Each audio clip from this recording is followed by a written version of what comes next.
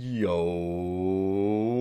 what's going on, YouTube? And welcome back to Goal Line Hockey. It's your boy, Kevin Forte, and we are taking a look today at the Vancouver Canucks. The Canucks had a disappointing season overall. They had a lot of positive things to look at toward the end of the season.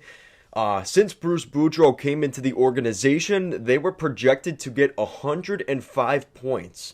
Now, again, that is in a shortened season in this perfect world where that's how things would have gone the entire season under Bruce Boudreau. Looking back, maybe that's the case, maybe not. But what is the future of the Canucks? Should they base it off of what happened at the end of the season with a new head coach? Or should they be looking at it more long-term in terms of, okay, well, if we did make the playoffs, hypothetically, how would we have done with this roster? I think it's easy to say that they didn't have enough depth. A lot of this team relied on goaltending, especially by the back of Thatcher Demko. So we're going to look at all that today. So the Vancouver Canucks are one of those teams that coming into the season, nobody was really sure what they would be. Would they be, nobody would be shocked if Vancouver had made the playoffs, and nobody would be shocked with what ended up being the result is a non-playoff team. The Canucks were one of those teams. They made some very interesting moves last summer. They made the blockbuster trade with Jim Benning, basically selling out the team, bringing in Oliver Ekman-Larsson and Connor Garland from the Arizona Coyotes. It did cost them a lot, though. They ended up giving up the pick that became Dylan Guenther, who is now the Arizona Coyotes' probably top prospect in the organization. They also gave up a lot of dead contracts that now at the end of this season those contracts will be coming off the book in June. Guys like Antoine Roussel, Jay Beagle, Louis Eriksson, all those contracts are now gone. Meanwhile, for the Vancouver Canucks, they have Oliver Ekman-Larsson's contract and Connor Garland's that are going to go for the next while. And now I have some, and very, very recent report on Oliver Ekman-Larsson. We'll go over that today. So looking at the team right now, so looking at their lineup at the end of the season, and this is Bruce's lineup. So you've got Connor Garland, JT Miller, and Chason on the top line. Podkolzin, Pettersson, and Besser on the second line. And then to round out the bottom six, you got Jason Dickinson, Richardson, Highmore, Dries, Lamika, and Nick Patan. Now you also have to remember that there were some injuries there as well. Brandon Sutter, Niels Höglander, Tanner Pearson, and Bo Horvat. All four of those guys are probably regulars in the lineup, other than Brandon Sutter, I think is the exception to that rule. But Höglander and Horvat and Pearson, you could argue, are all, at the very least, I think we could all agree, are in the top three lines, whether that's the first, second, or third line of this Canucks depth chart. And then, obviously, Halak, who is Halak, right? So that's what you have there. So now that's the forward group. And you could argue that, again, with injuries and stuff that did hurt them this season. Defense, no injuries here. Oliver Ekman-Larsson, Tyler Myers, Quinn Hughes, Luke Schenn, Brad Hunt, and Travis Dermott. Okay, so we'll start there as well. So looking at this defense, where do we begin? All right, so Quinn Hughes and everybody else, whether that's overpaid Dermott, Myers, or Oliver Ekman-Larsson, or Brad Hunt. Again, I think the best defensive pair here is Hughes and Schenn. I like Schenn as a shutdown defenseman with Quinn Hughes. Schenn is he's played pretty well in Vancouver. Nobody's really talked about him much, but he's actually been very good there. You take him off the Quinn Hughes line, maybe that's not the case, but he's done exceptionally well in the role that he's in. So I do like that line, but Oliver Ekman-Larsson and Tyler Myers, I hope or expect to see at least one, maybe both of those guys traded before next season. So speaking of that, this is the report from Puck Report NHL, and this is the report from David Pagnotta and Elliot Friedman over the past week. The Canucks have made calls to gauge trade interest on Oliver Ekman-Larsson, per Elliot Friedman on Donnie and Dolly. He's got a lot more control. He's got a lot of control over it, and it's a big contract. But I do think the Canucks are trying to see if there's any play and if they could potentially do that and make that move. David Pagnotta also adds there were rumblings the team tried to explore a trade during this season, but Oliver Ekman-Larsson wasn't willing to move his or waive his no movement clause so soon after being moved from Arizona. So now that we're into the offseason, maybe that sentiment changes a little bit. I wonder if Jim Rutherford or the coaching staff, they had a talk with him and said, listen, if you want to win, it's probably not going to be here. We're looking at an organization that's looking at a 5-year potentially window as they look to reconstruct the roster. And Oliver Ekman-Larsson is probably not going to be a piece of that. So now we're going to cap friendly here. That's where we're going to go next.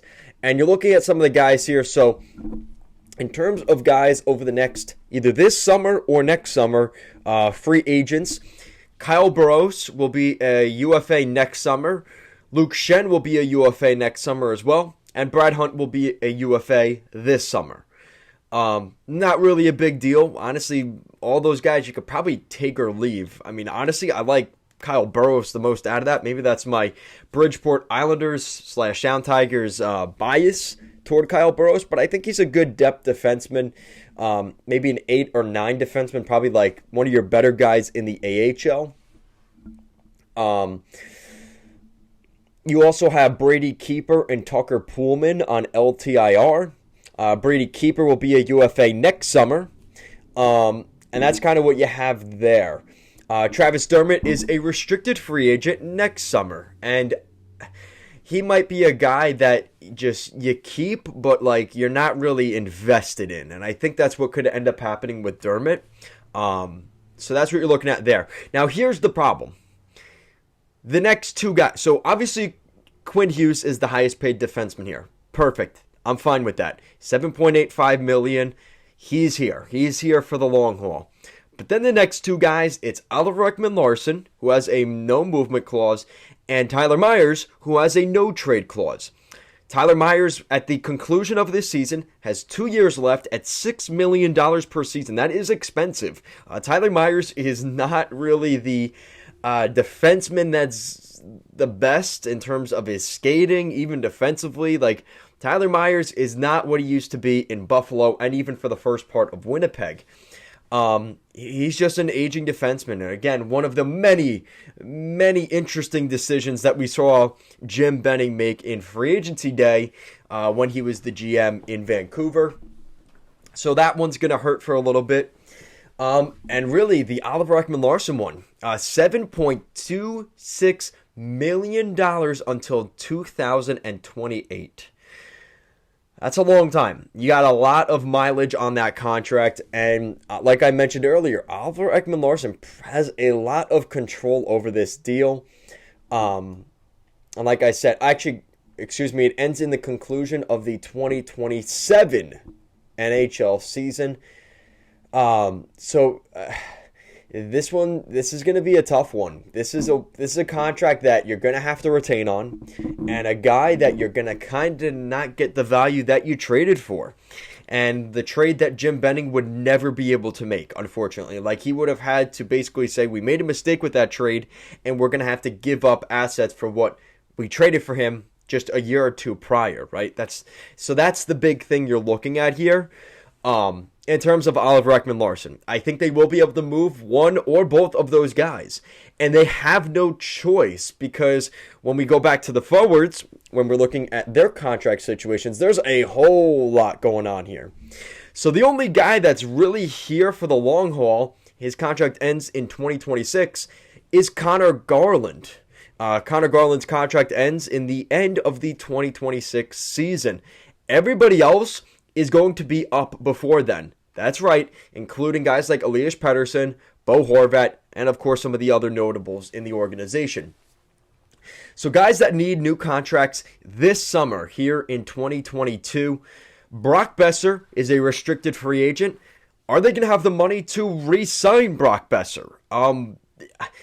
Honestly, and then comes the question of, do you want to re-sign Brock Besser? I know Canucks fans will say, yes, of course we want to re-sign him, but do you have the money to? You have to get rid of a guy like Oliver Ekman-Larsson or Tyler Myers, because at this rate, I mean, I think his qualifying offer is going to be, I think it's six. I think his qualifying offer is $6 million. I want to look here just to make sure, because, I mean, it's not going to be easy to get him done. So let's take a look. Yeah, so he's met the requirements. Required years completed in 2021. Yeah, so it's not going to be easy to get him done. He's arbitration eligible. So ultimately, I think they want to keep Besser. But again, now's going to come the other guys, and I'll talk about that in a second. So, okay, you have Brad Richardson, Alex Chason, Juho Lamika, and Matthew Highmore. Again, no real significance there. And that's not discredit to Lamiko and Highmore for what they did, but those are bottom six guys, as well as Richardson and Chason, who you could probably just say, sayonara, we're done with you guys. We have younger guys coming in. I think that's easy to write off. But again, all four of those guys combined make up less than $4 million in cap space. So they're not really saving anything with those guys, whether they keep them or not. It doesn't really make a difference. So that's, again, where you run into the issue of, with the salary cap only going up $1 million, you can't get Brock Besser re-signed from that. Like, that, again, that's the reality of what Jim Benning did, you know, the nice prizes that he left before he left Vancouver. So you've got Brock Besser, right? Now going into next year, who are some expiring contracts going into next year? And two very notable big ones are Bo Horvat and JT Miller. And both of those guys are going to look for big bumps in their deals. Horvat's making $5.5 million, and JT Miller's making $5.25 per season, mind you. They're going to want a huge increase. Now, we know that JT Miller's looking somewhere in between the $8 to $9 million range, very similar to the Mika Zibanejad contract, which is $8.5 million per year. He's going to price himself out of Vancouver if that's what he wants. Or if Vancouver is so sold that they want to keep him, they will try to do that. But again, at 29 years old, and if you're looking at a rebuild here in Vancouver, a 5-year window, he's going to be 34 years old when this team becomes relevant, quote unquote, again. So, do you want to give that money to JT Miller? It doesn't really make sense. You're better off putting that investment into a guy like Pedersen or Besser, who are still 23, 25 years old. They'll be in their late 20s, early 30s when this team is good again. So that's why a JT Miller doesn't make as much sense here, right? You have to realize, what do you want to invest in, right, for the next couple of seasons?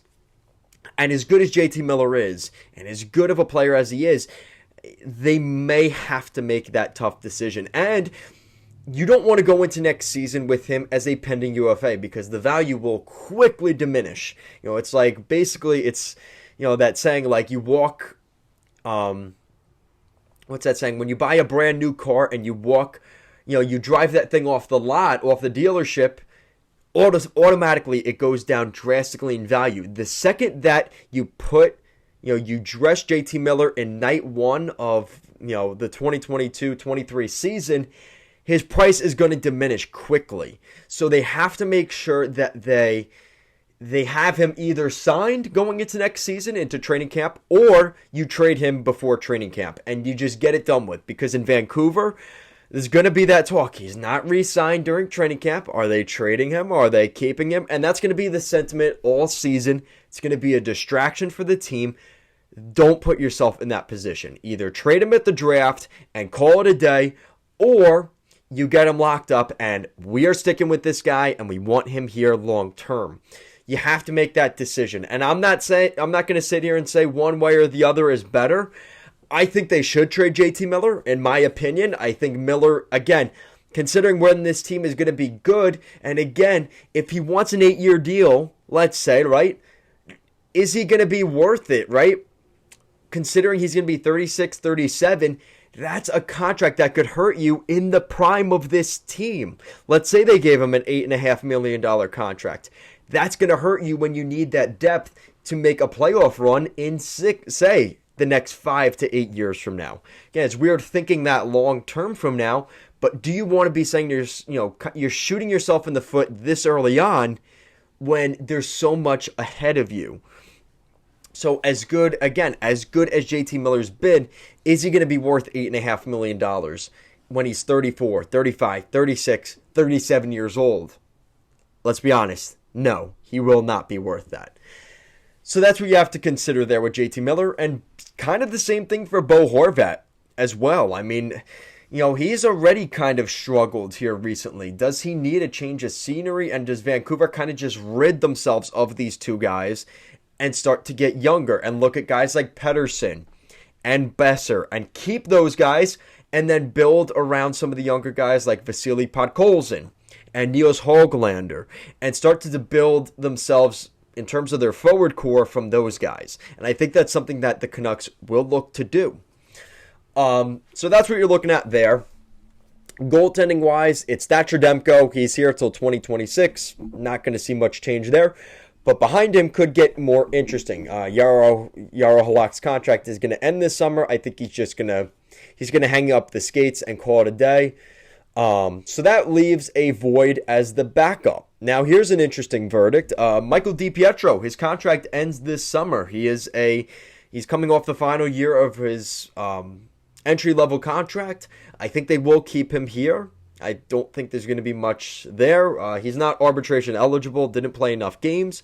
But you also have Spencer Martin and Artur Silovs, who got a little bit of start in the NHL. So expect those three goalies to be kind of fighting it out between the second and third position in the Canucks goalie depth chart. So you're probably looking at whoever wins the backup job and also fighting, whoever doesn't, the other two goalies will fight it out for the starter in Abbotsford with the Abbotsford Canucks and that beautiful Johnny Canuck logo. Oh, I'm so happy they brought that back. But with that aside, that's what you're looking at there. So I think it is going to be Spencer Martin. And the reason I say that is the Canucks aren't going to be good next year. They're going to have Thatcher Demko.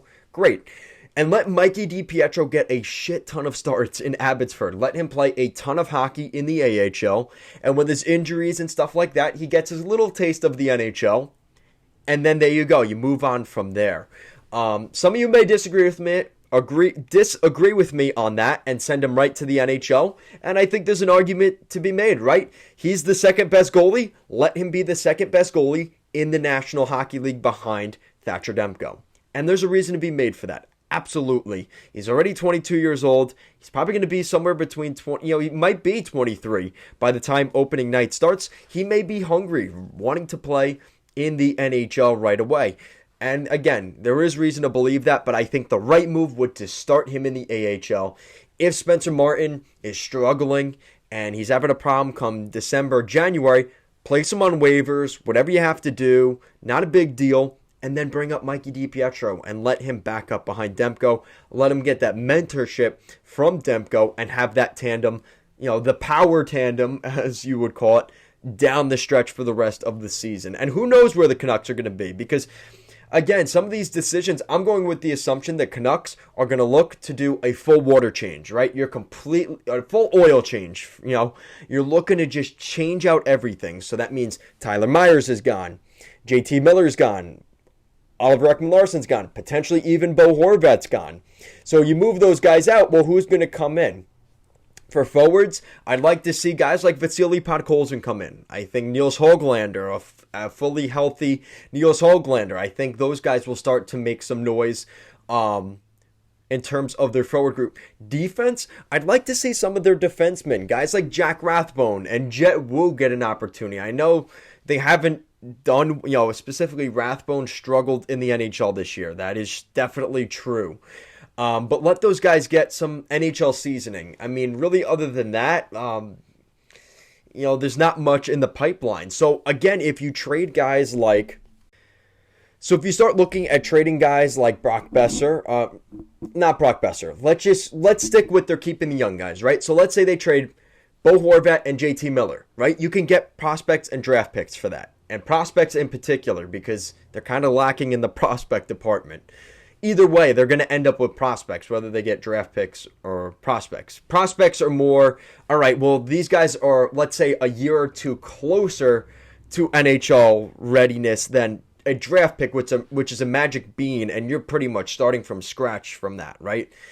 So that's what you're looking at there, as well as Oliver Ekman-Larsson and Tyler Myers.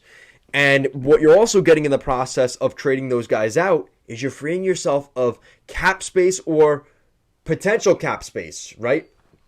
So I think the Canucks are on that trajectory, and I'm excited. I think the Canucks, listen, this is a team that I think we're going to see them make some moves. I don't think they should keep Bruce Boudreau. I think they should look into the market of a new head coach, a guy. Maybe not Jeff Blashill, but a guy like that, right? When he came into Detroit, a team that's had a little bit of success, but is going to be a bridge head coach for the next group, right? I even look at David Quinn. I think, I've had his name out there. Nobody's talked about him much, but I think David Quinn, the Rangers ex-head coach that, the heir to the throne is now Gerard Gallant. I think David Quinn would be a nice coach in Vancouver for this team that's kind of redeveloping things. I think he's got some opportunity here. I don't know what San Jose is going to do. If San Jose goes out and gets a bigger name guy, say a Tortorella or a Babcock or Blashill or Barry Trotz even. I mean, Vancouver could go after Barry Trotz now that he's off the island. I mean, talk about a big move. I mean, go after Barry Trotz. But I think he's going to stay I think he's going to end up going somewhere else. I think Vancouver, looking at where they're at, if they're not going to keep Boudreau, I don't think they're going to get Barry Trotz. Honestly, I'm not saying it's out of the question because it's going to happen, but I think that's what you're looking at. With that said, guys, let me know what you think of the Vancouver Canucks. Who do you think should be the next head coach of the Vancouver Canucks? Let me know in the comments down below. Guys, thank you so much for watching, and I'll see you again next time. Go Canucks.